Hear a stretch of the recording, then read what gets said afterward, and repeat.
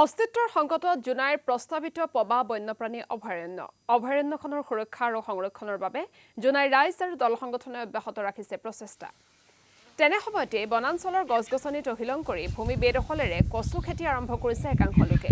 বন বিভাগৰ নিৰ্লিপ্ত ভূমিকাত ক্ষুব্ধ স্থানীয় ৰাইজ, সংশ্লিষ্ট বন বিষয়া আৰু বন কৰ্মীসকলক বদলীকৰণৰ দাবী উত্থাপন জোনাইৰ একাংশ সচেতন ৰাইজৰ।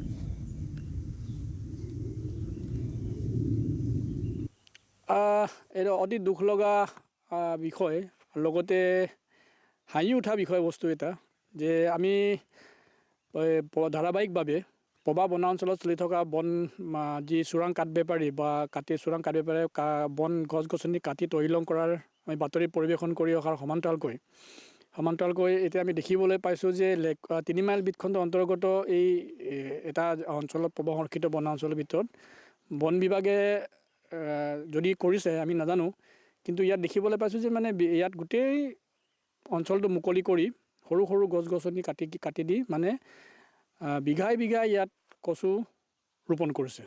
যদি বন বিঘাই ৰোপণ কৰিছে তেতিয়াহ'লে সেইটো হৈছে বিশ্ব ৰেকৰ্ড কৰিবৰ কাৰণে ৰোপণ কৰিছে চাগে তেওঁলোকে, নাইবা ইয়াত কচু ৰুকি বজাৰত বিক্ৰী কৰিব, কাৰণ বন বিভাগৰ পইচা নাই চাগে, ৰাজহ পাবৰ কাৰণে তেওঁলোকে কচু ৰোপণ কৰি বজাৰত বিক্ৰী কৰিবৰ কাৰণে হয়তো বন বিভাগে ৰোপণ কৰিছে, আমি নাজানো।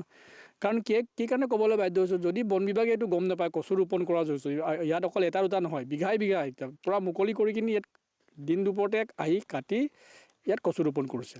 গতিকে বন বিভাগে যদি কৰা নাই কোনে কৰিব?